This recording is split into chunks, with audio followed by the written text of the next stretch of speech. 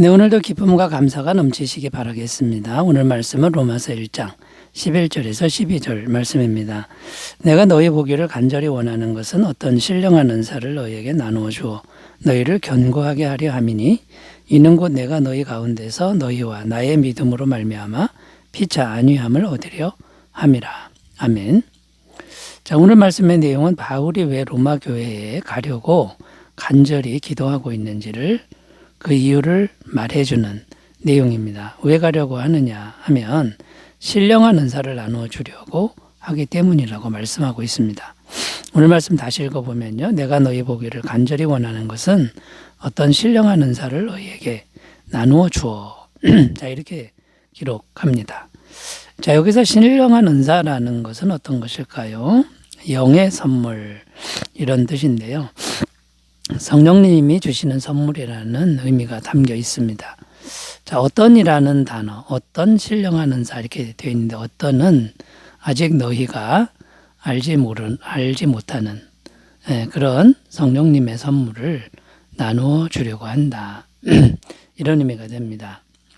자, 그러니까 이제 무슨 말이 되냐면 예수님의 복음을 믿으면 성령을 받게 되는데 그 성령님이 주시는 영적인 은사, 영적인 선물에 대해서 너희가 아직 잘 모르는 부분에 대해서 더 나누어주고 싶다.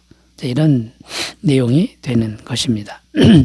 자, 그런데 잘 보면 바울이 이렇게 말하고 있는 태도는 결코 교만한 태도가 아닙니다. 내가 우월하고 너희는 열등해서 너희에게 이런 말을 하는 게 아니다. 자, 이런 의미가 담겨 있습니다. 바울의 태도는 너무나도 겸손한 태도이고요. 그 다음에 로마 교회를 사랑하는 태도가 듬뿍 담겨 있는 그런 표현이라고 할 수 있습니다. 자, 오늘은 이런 말, 어떤 신령한 은사를 나눠주겠다고 하는 이런 말을 하는 바울의 태도가 어떠한지를 살펴보면서 자, 우리도 다른 사람을 대할 때, 또 복음을 전할 때 어떤 태도가 바람직한지를 생각해보는 귀한 시간이 되도록 하겠습니다. 자, 복음을 전할 때 바람직한 태도 첫 번째는 무엇일까요? 성령님 앞에 전적으로 겸손한 태도다라는 겁니다. 성령님 앞에 전적으로 겸손한 태도다라는 겁니다. 자, 11절 다시 읽으면요. 내가 너희 보기를 간절히 원하는 것은 어떤 신령한 은사를 너희에게 나누어 주어 너희를 견고하게 하려 함이니. 신령한 은사를 나누어 준다라고 표현되어 있는데 성령님의 은사를 나누어 준다 이런 말이죠.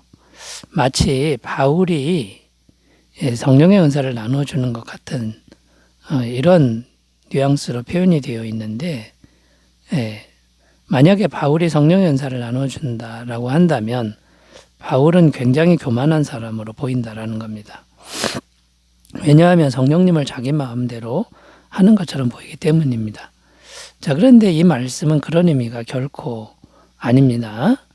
바울 안에 있는 성령님을 나눠주겠다 이게 아니라 바울 안에 있는 성령님을 전적으로 의지하겠다는 그런 의미지 성령님을 마음대로 나눠준다 이런 의미가 아니라는 겁니다. 자, 성령님은 어떻게 역사합니까? 바울 안에 계시는 거고 바울과 함께 역사하신다라는 겁니다. 이 말은 바울에게 꼼짝 못해서 이렇게 순종하는 힘이 없어 순종하는 그런 성령님이 아니라 바울의 마음을 통해서 주권적으로 역사하신다라는 의미라는 겁니다. 자, 바울 안에 성령님이 계신데 바울이 성령님을 의지하면서 말씀을 전하면 성령님이 바울과 함께 역사해서 바울을 통해서 일하신다. 그래서 바울을 통해서 신령한 은사를 성령님이 자신의 뜻대로 나눠주신다. 이런 의미가 되는 겁니다. 자, 그러면 바울은 어떤 태도를 가져야 되는 걸까요? 바울의 태도는 교만한 태도가 아니라 성령님 앞에 전적으로 겸손한 태도여야 한다라는 겁니다. 성령님이 진짜 주인이시고 자기는 그저 도구에 지나지 않고 통로에 지나지 않는 존재라는 것을 기억하면서 겸손하게 말씀을 전하는 것이다라는 것이죠. 고린도전서 2장 4절 5절 내 말과 내 전도함이 설득력 있는 지혜의 말로 하지 아니하고 다만 성령에 나타나신가 능력으로 하여 너희 믿음이 사람의 지혜에 있지 아니하고 다만 하나님의 능력에 있게 하려 하였노라. 자, 이 말씀을 보면 바울이 얼마나 성령님을 의지하고 있고 성령님 앞에 겸손했는지를 알 수 있다라는 것입니다. 자, 성령님 앞에서 절대적으로 겸손한 사람은 어떤 사람입니까? 어떤 모습입니까? 항상 기도에 힘쓰는 모습이 되어야 한다라는 겁니다. 성령님은 기도할 때 함께 역사하시는 분이기 때문입니다. 기도하지 않는다. 이거는 성령님을 의지하지 않는 것이란 말과 같은 것이고요.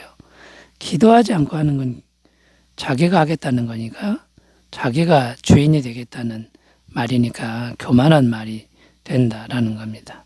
마가복음 9장 29절 이르시되 기도 외에 다른 것으로는 이런 종류가 나갈 수 없느니라 하시니라. 성자 하나님이신 예수님도 항상 기도하는 태도로 성령님과 동역했다.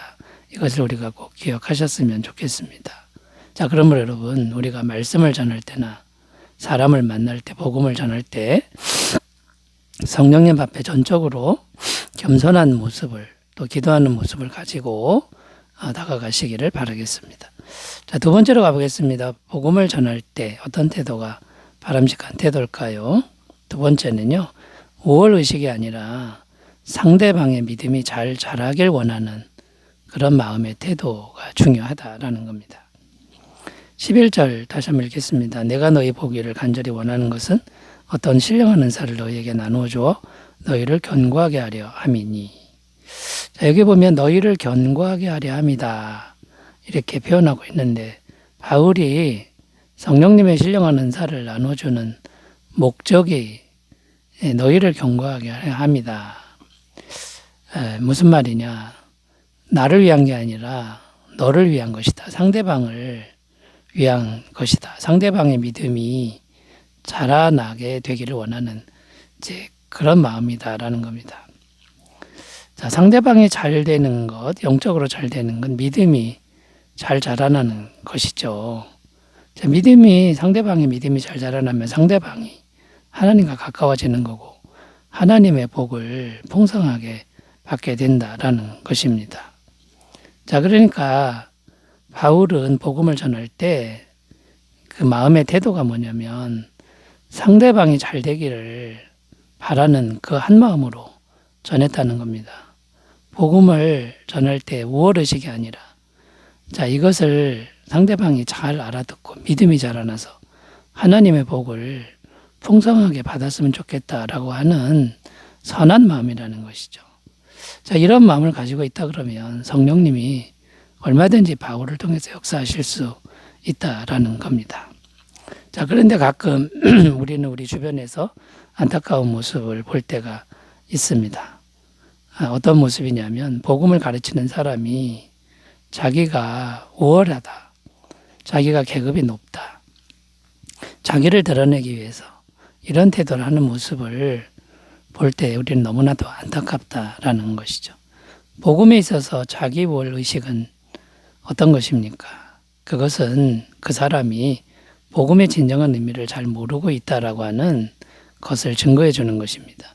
진정한 복음은 무엇이 시작입니까? 우리는 뼛속 깊이 죄인입니다. 이것이 복음의 시작입니다. 우리가 구원받은 것은 우월해서 구원받은 게 아니고 또 구원받았다고 해도 우월해진 게 아닙니다. 100% 하나님의 주권적 은혜로 우리가 구원받은 것이지 더 나은 존재가 아니라는 거고요. 내가 전적으로 받은 은혜를 거저 나눠주는 그런 마음이어야 된다라는 것이죠. 자, 여러분 복음을 전할 때 혹시라도 우월해지거나 교만이 있다 그러면 잘 분별하여 버리시고 오직 상대방이 믿음이 잘 성장하는 그래서 하나님의 복을 듬뿍 받는 그런 마음으로 그런 태도로 복음을 잘 전하시길 바라겠습니다. 자, 세 번째로 가보겠습니다. 복음을 전할 때 바람직한 태도는 무엇일까요? 세 번째는 믿음 안에서 진실된 사랑의 교제를 가꾸려는 태도가 중요하다라는 겁니다. 12절 읽겠습니다. 이는 곧 내가 너희 가운데서 너희와 나의 믿음으로 말미암아 피차 아니함을 얻으려 함이라. 자, 이 말씀 그 부분에 보면 피차 아니함을 얻으려 함이라 이렇게 기록하는데, 아니함이라는 헬라어 단어는 쉼파라 칼레오라는 단어인데 곁에서 말하다, 위로하다, 격려하다 이런 의미가 됩니다. 자, 그러니까 피차 아니함을 얻으려 한다라고 하는 말씀의 의미는 뭐냐면, 믿음 안에서 성령 안에서 서로 위로받고 서로 격려받기를 원한다, 이런 의미가 됩니다. 즉 성도의 따뜻한 사랑의 교제를 나누는 그런 관계가 되고 싶다, 이게 사도 바울의 마음이라는 거죠. 자, 성도가 모여서 따뜻한 사랑의 교제를 나누는 이런 모임이 무엇입니까? 그게 교회 공동체라는 겁니다. 진정한 교회 공동체의 모습이라는 것이죠. 자, 그런데 여러분, 이런 성도 간의 사랑의 교제는 어떻게 해야 이루어지는 것입니까? 바울이 복음을 전하면서 성령님의 은사를 나누어 주어야만 된다라는 거죠. 복음을 전해야 되고 복음을 받아들여야 되고 성령님이 임하셔야 되고 성령님의 은사, 성령님의 선물을 풍성하게 받는 만큼 성도 간의 따뜻한 사랑의 교제가 가능하다라는 것이죠. 그러니까 바울은 복음을 전해야 되는 거고 로마교회 성도들은 바울의 가르침을 잘 받아야 되는 것이죠.